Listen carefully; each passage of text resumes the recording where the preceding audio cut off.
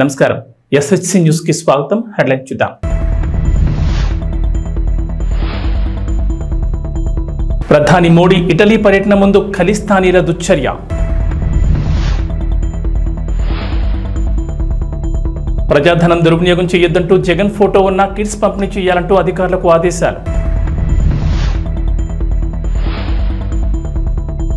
తెలంగాణ వ్యాప్తంగా నైరుతి రుతుపవనాలు, నేడు పలు జిల్లాల్లో వర్షాలు. ప్రధాని మోడీ ఇటలీ పర్యటన నేపథ్యంలో ఖలిస్తానీలు మరోసారి దుశ్చర్యకు పాల్పడ్డారు. కొన్ని గంటల క్రితమే స్థానికంగా ఏర్పాటు చేసిన మహాత్మాగాంధీ విగ్రహంలో సగ భాగాన్ని ధ్వంసం చేశారు.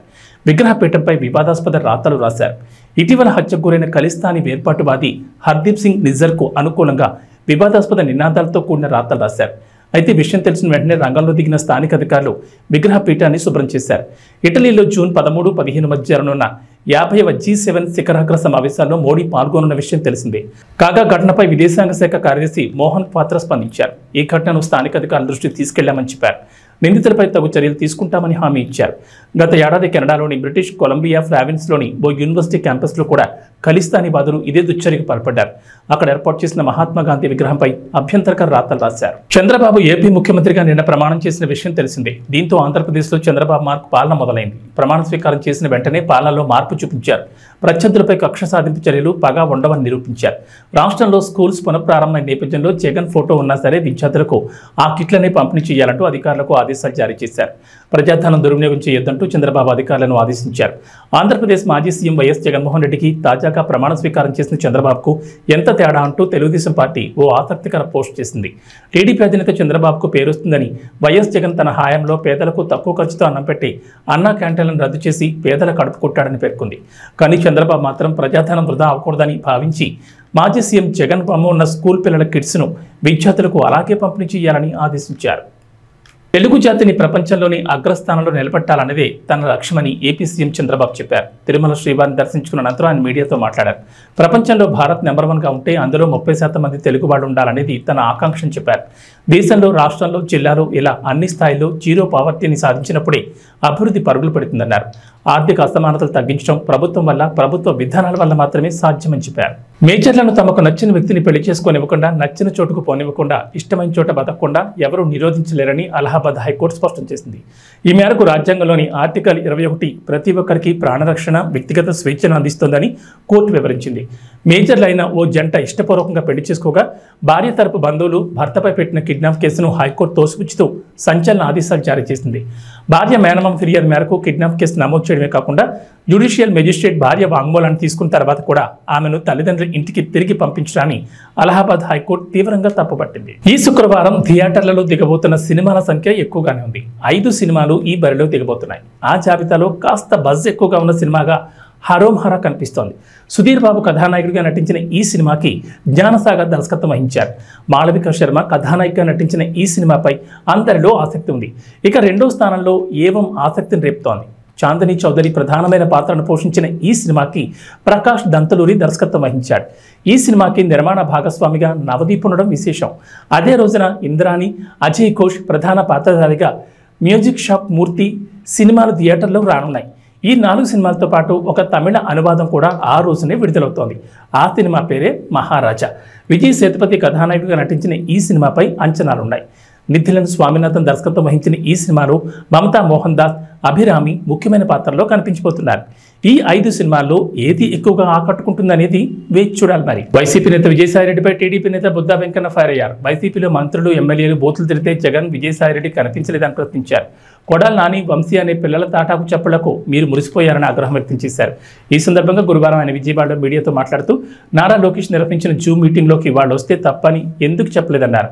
దాడులు చేయొద్దని మా నాయకులు ముందే చెప్పారన్నారు. ఎక్కడో ఏదో ఘటన జరిగితే విజయసాయిరెడ్డి రాద్ధాంతం చేస్తున్నారని మండిపడ్డారు.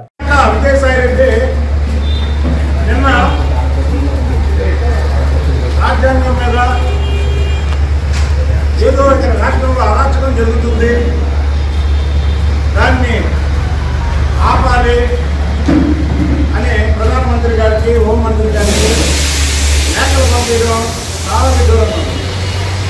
అసలు ఈ ముసలినక్క విజయసాయిరెడ్డి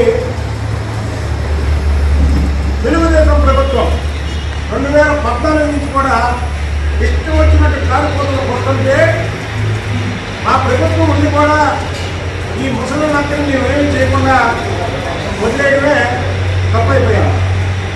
కాబట్టి 2019 నుంచి 2024 వరకు తెలుగుదేశం పార్టీ శ్రేణుల మీద అనేక దాడులు నిర్వహించడమే కాకుండా నోటికి ఇష్టానుసారం బూతులు మాట్లాడడం, సోషల్ మీడియాలో పెట్టడం, ఇవన్నీ ఈ ముసలి నక్కను పట్టణంలో వాళ్ళకి కనబడలేదో ఇవ్వబడలేదో అరాచకాలు ఉంటే ఓటు కాదు. జూన్ 4 ఎన్నికల ఫలితాలు ముందు వచ్చే వరకు కూడా ఢిల్లీలో పులి తోడు కప్పుకొని ప్రవర్తించినట్టు జగన్మోహన్ రెడ్డి కానీ లేదా విజయసాయి రెడ్డి కానీ, అలాగే ఇక్కడ కొడాలి నాని, వంశీ, అవినాష్, దారంపూడి చంద్రశేఖర్ రెడ్డి, అంబటి రాంబాబు, పిన్నెల రామకృష్ణారెడ్డి, ఇంకా చాలామంది వీళ్ళందరూ పిల్లులు పులులాగా యాక్ట్ చేశారు ప్రభుత్వాన్ని అడ్డం పెట్టుకొని. ఎన్నికల ఫలితాల తర్వాత ఎక్కడా కూడా రాష్ట్రంలో మీరు ఒక్కసారి కూడా ప్రజలకి వినియోగించడానికి ఈ ప్రెస్ మీట్ పెట్టింది. ఇవాళ ఏదో చిన్న చిన్న సంఘటనలు తప్ప ఏ పెద్ద సంఘటనలు ఈ రాష్ట్రంలో జరగాలి. ఇంకా తెలుగుదేశం పార్టీ నాయకుడినే కర్నూలులో చంపేశారు. ఏది మా ప్రభుత్వం వచ్చిన తర్వాత ఏదో చిన్న చిన్న సంఘటనలు జరిగినా వాళ్ళని కేసులు పెట్టారు. ఎప్పుడైతే చంద్రబాబు నాయుడు గారు కానీ, లోకేష్ గారు కానీ, పవన్ కళ్యాణ్ గారు కానీ వీళ్ళు ఇలాంటి మాటలు కానీ దాడులు కానీ చెయ్యకండి అని ఎప్పుడైతే చెప్పారో ఆటోమేటిక్గా బీపీ వచ్చినటువంటి కార్యకర్తలు అందరూ కూడా సైలెంట్ అయ్యారు. దీన్ని మళ్ళీ రద్దుకొట్టి విధంగా ఈ ముసలి నక్క విజయసాయిరెడ్డి నిన్న ప్రెస్ మీట్ పెట్టారు. ఏమన్నా విజయసాయిరెడ్డి నీకు కనబట్టలేదా? విజయవాడలో అవినాష్ పార్టీ ఆఫీస్ మీద దాడి చేసినప్పుడు ఖండించావా? కొడాలి నాని చంద్రబాబు నాయుడు గారికి ఇష్టానుసారం మాట్లాడినప్పుడు ఖండించారా? వల్లభనేని వంశీ వాడొక లుచ్చ తెలుగుదేశం పార్టీలో 2 సార్లు గెలిచి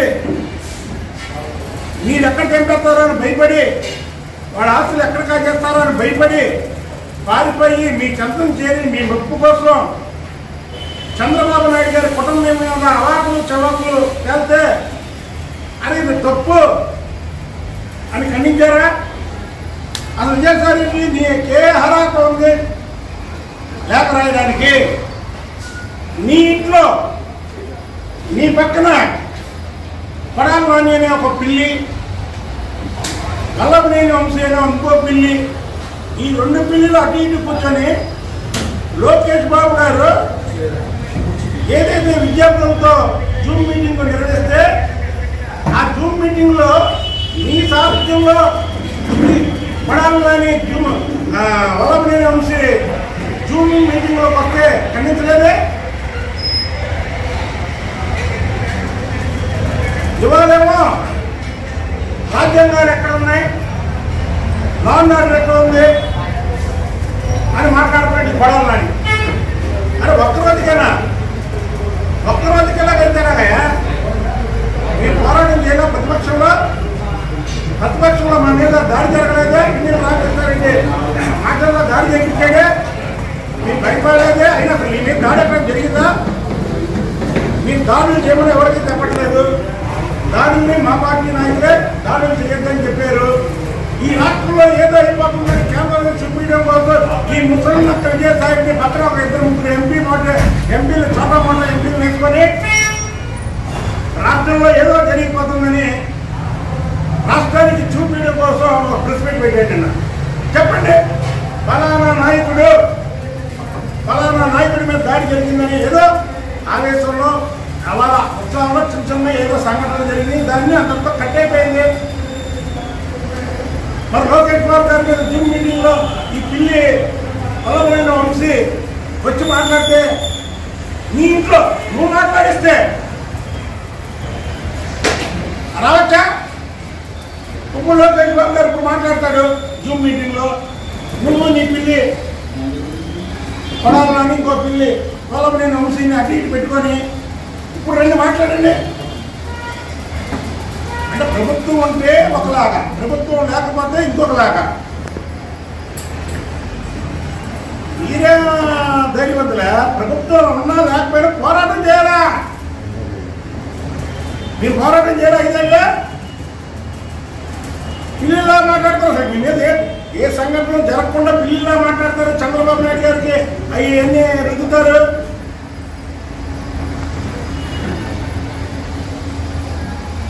విజయసాయి రెడ్డి అనే వ్యక్తి ఒక లుచ్చ ఉత్తరాంధ్ర అంతా దోచేశాడు. ఇప్పుడు మీరు చేసిన కబ్జాలన్నీ కూడా బయట పెడతాం. మేము చట్ట ప్రకారమే వెళ్తాం, చట్ట ప్రకారమే యాక్షన్ తీసుకుంటాం. అదే చంద్రబాబు గారు కానీ, పవన్ కళ్యాణ్ గారు కానీ, నారా లోకేష్ బాబు గారు కానీ కనుసైకి చేస్తే వీళ్ళందరూ ఉండగలరా? ఇవాళ ఈ రాష్ట్రంలో కాదు, ఈ భూమి మీద ఉండగలరా? సిద్ధాంతం కాదు, దెబ్బ సిద్ధాంతం కాదాలే. కాబట్టి ఓటులో ఉన్నారు అందరూ. దాన్ని నువ్వు ఢిల్లీలో అక్షంలో ప్రెస్ మీట్ పెట్టి ఏదో జరిగిపోతుంది రాష్ట్రంలో అని చెప్తారండి. ఏం జరుగుతుంది, ఏం జరిగింది చెప్పండి. నిన్న ఒక పక్క చంద్రబాబు నాయుడు గారి ప్రమాణ స్వీకారం భారతదేశంలో ఏ ముఖ్యమంత్రికి జరగనంత ఘనంగా జరిగింది. దాన్ని పక్కదారి పెట్టడం కోసం మీరు నిన్న ప్రెస్ మీట్ పెట్టారు. జగన్మోహన్ రెడ్డి కూడా ప్రమాణ స్వీకారం చేశాడు ఈ రాష్ట్రంలో ముఖ్యమంత్రిగా. అలా ప్రజలందరూ బంధుపడుతున్నారు, ప్రమాణ స్వీకారం చేస్తానని టీవీ రాసేసారు. రాష్ట్రంలో ఎక్కడ చూస్తున్నా ఎల్ఈడీలు ఉదయం 8 గంటల నుంచి విజయవాడ అంతా స్తంభించిపోయింది. టీవీల ముందు ఇళ్లలో మనుషులు అంటే ఒక మహానాయకుడు ప్రమాణ స్వీకారం చేస్తే ఎలా ఉంటుందో ప్రజలు చూశారు కదా. ఆ టైంలో మీరు అక్కడ ప్రెస్ పెట్టారు. మరి ఇన్నాళ్ళు కొంత పుల్లులాగా మాట్లాడారా? ఇవాళ పిల్లుల్లా మాట్లాడుతున్నారండి. ఇవాళ రాజ్యాంగ వ్యవస్థలు ఏమైపోయినాయి, చట్టాలు ఏమైపోయినాయి, న్యాయాలు ఏమైపోయినాయి, పోలీసులు ఏమైపోయారు? ఈ పోలీసులు పెట్టుకోలే కదా ఈ పిల్లి వల్లభనేని వంశీ చంద్రబాబు గారి కుటుంబం మీద అవాకులు చవాకులు పెడితే 4+4 గన్మ్యాన్లు, దేవినేని అవినాష్ ఇంటి మీద దాడి చేస్తే 2+2 గన్మ్యాన్లు. మీరు ఇంతవరకు మా గన్మ్యాన్ మేము తీసుకోలేదే. అంటే ప్రభుత్వం ఉంటే పులుల్లో వేషం కడతారా? ప్రభుత్వం పోగానే మీ నిజ స్వరూపం పిల్లల్లో బయటకు వచ్చి అంటారా? గుర్తుపెట్టుకోండి, మా నాయకులు చెప్పినట్టు మేము వింటాం. అంతేగాని మీరు ఈసారి ఏదో 2014 నుంచి 2019 వరకు చంద్రబాబు గారి మీద, లేదా లోకేష్ బాబు గారి మీద, పవన్ కళ్యాణ్ గారి మీద ఇష్టం వచ్చినట్టు మాట్లాడడం, లేనిపోని ఆరోపణలు చేయడం, లేదా సోషల్ మీడియాలో మీరు ఏదైనా చేయడం చేస్తే మాత్రం ఊరుకున్న ప్రసక్తే లేదు.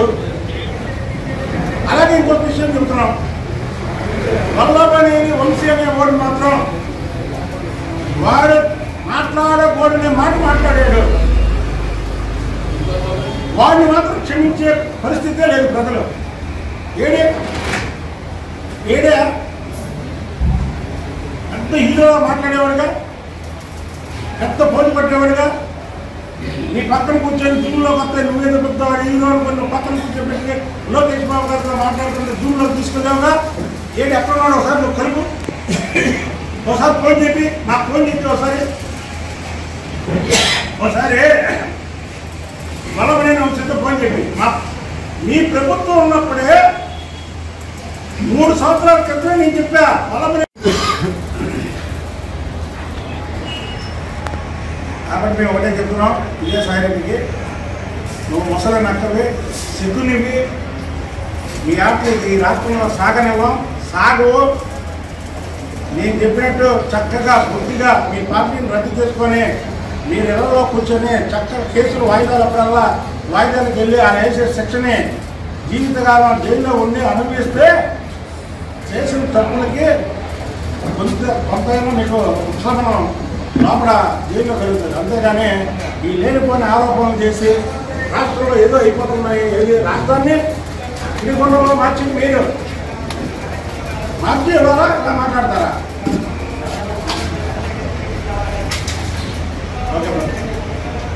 ఏపీ సీఎం చంద్రబాబు కుటుంబ సమేతంగా తిరుమల వెంకటేశ్వర స్వామిని దర్శించుకున్నారు. ఆయనకు ఆలయ అర్చకులు ఘన స్వాగతం పలికారు. సంప్రదాయ దుస్తుల్లో వైకుంఠ ద్వారం నుంచి ఆలయంలోకి వెళ్లారు. ప్రత్యేక పూజల అనంతరం స్వామివారి తీర్థ ప్రసాదాలు, ఆశీర్వచనాలు అందించారు. తిరుమల నుంచి తిరిగి వచ్చిన తర్వాత విజయవాడలోని ఇంద్రకీలాద్రి అమ్మవారిని దర్శించుకోనున్నారు.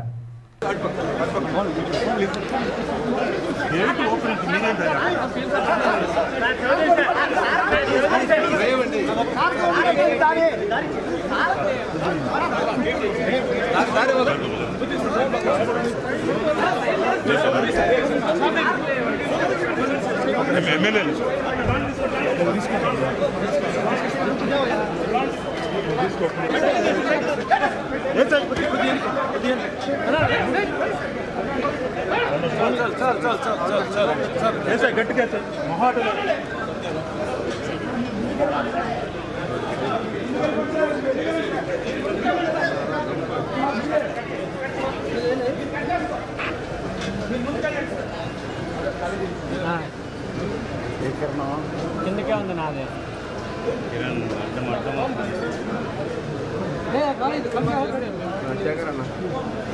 కిరణ్ కింద పెట్ట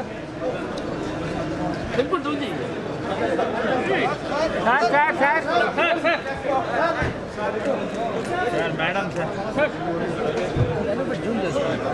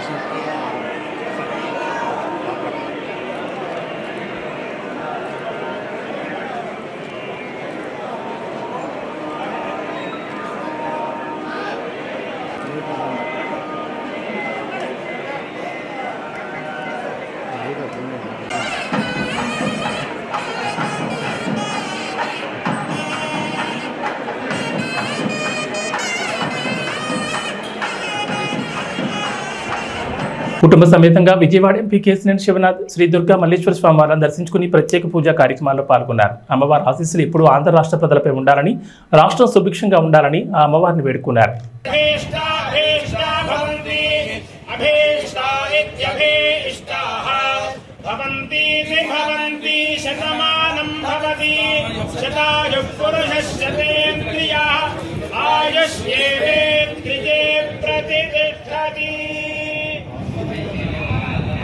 महाकाली महालक्ष्मी महासरस्वती स्वरूप कनकदुर्गा महापरदेवता अनुग्रह प्रसाद फल सिद्धिरस्तु समस्त सन्मंगलानि भवन्तु.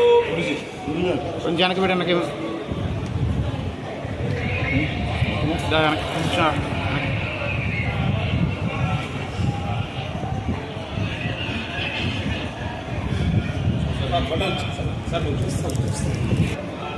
सर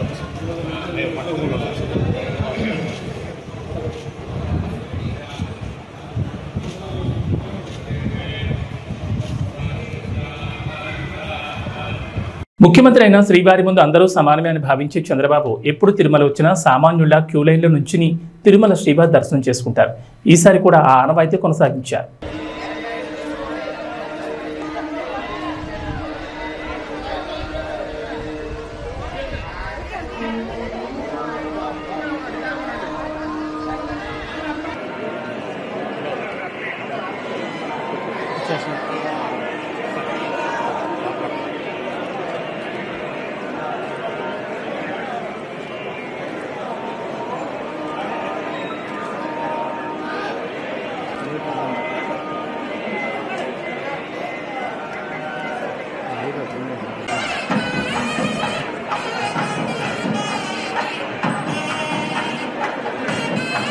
ప్రభుత్వ పాఠశాలలు ప్రారంభమైన సందర్భంగా విద్యార్థులకు ఉచిత పాఠ్యపుస్తకాల పంపిణీకి అధికారులు ప్రయత్నాలు చేస్తున్నారు. గత ప్రభుత్వం ఏ విధంగా బుక్స్, బట్టలు, బ్యాగులు సప్లై చేసిందో అదేవిధంగా ప్రస్తుత కూటమి ప్రభుత్వం కూడా సరఫరా చేస్తున్నారు. ఈ సందర్భంగా సెంట్రల్ ఎంఈఓ విజయలక్ష్మి మాట్లాడుతూ ప్రభుత్వ ఉత్తర్వుల మేరకు అన్ని పాఠశాలలకు కిట్లను సరఫరా చేస్తున్నామని చెప్పారు.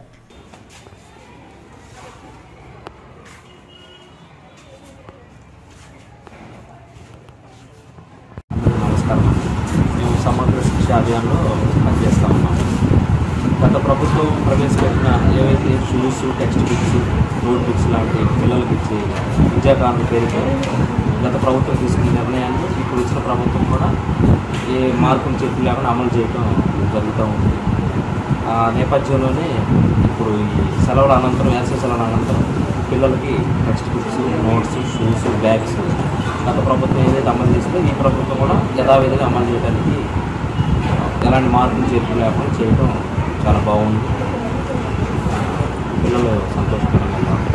వీళ్ళు యథావిధిగా పాత ప్రభుత్వంలో ఎలా కొనసాగిందో ఈ ప్రభుత్వం కూడా యథావిధిగా కొనసాగించడానికి ఆమోదయోగ్యంగా నిన్న ముఖ్యమంత్రి గారు కూడా తెలియజేశారు.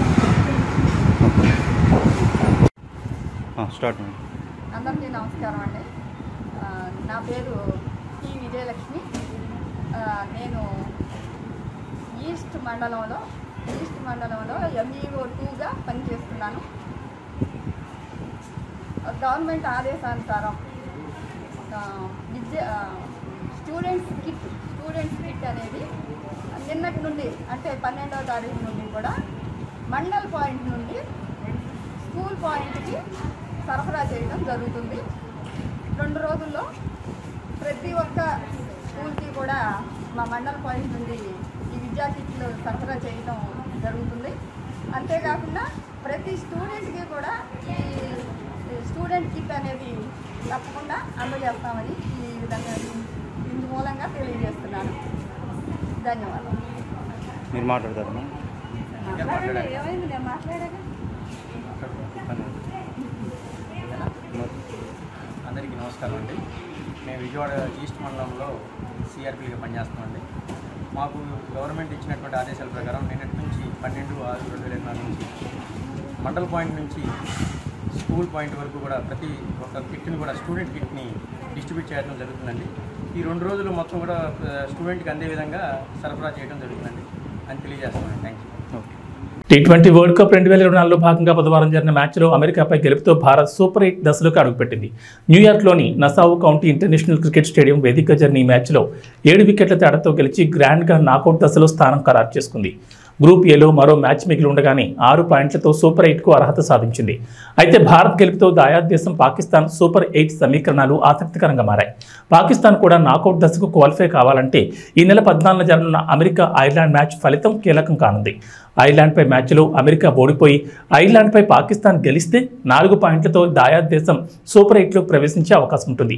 ఇరు జట్లకు సమానమైన పాయింట్లు ఉంటాయి కాబట్టి నెట్ రన్ రేట్ కూడా కీలకమవుతుంది. ఒకవేళ ఐర్లాండ్పై అమెరికా గెలిస్తే 6 పాయింట్లతో తదుపరి దశలోకి ఎంటర్ అవుతుంది. ఈ సమీకరణంలో పాక్ టోర్నీ నుంచి నిష్క్రమించాల్సి ఉంటుంది. ఇక వాతావరణ విషయానికి వస్తే తెలంగాణ వ్యాప్తంగా నైరుతి రుతుపవనాలు విస్తరించాయి. దీంతో రాష్ట్ర వ్యాప్తంగా విస్తారంగా వర్షాలు కురుస్తున్నాయి. నైరుతి రుతుపవనాల ప్రభావంతో నేడు పలు జిల్లాల్లో ఓ మోస్తరు నుంచి భారీ వర్షాలు కురిసే ఛాన్స్ ఉందని హైదరాబాద్ వాతావరణ శాఖ అధికారులు తెలిపారు. కొన్ని చోట్ల మాత్రం జల్లులు పడతాయన్నారు. గంటకు 30 నుంచి 40 కిలోమీటర్ల వేగంతో ఈదురుగాలు కూడా వీస్తాయన్నారు. కింది స్థాయి గాలులు పశ్చిమ వాయు దిశల నుంచి రాష్ట్రం వైపు వీస్తున్నాయని చెప్పారు. ప్రజలు అప్రమత్తంగా ఉండాలని సూచించారు. నేడు కరీంనగర్, జయశంకర్, భూపాలపల్లి, ములుగు, భద్రాద్రి కొత్తగూడెం, నిజామాబాద్, రాజన్న సిరిసిల్ల, మహబూబాబాద్, వరంగల్, రంగారెడ్డి, మేడ్చల్, మల్కాజ్గిరి, వికారాబాద్, సంగారెడ్డి, మెదక్, కామారెడ్డి, హనుమకొండ, సిద్దిపేట జిల్లాలో భారీ వర్షాలు కురుస్తాయని చెప్పారు. ఈ మేరకు ఆయా జిల్లాలకు ఎల్లో అలర్ట్ జారీ చేశారు.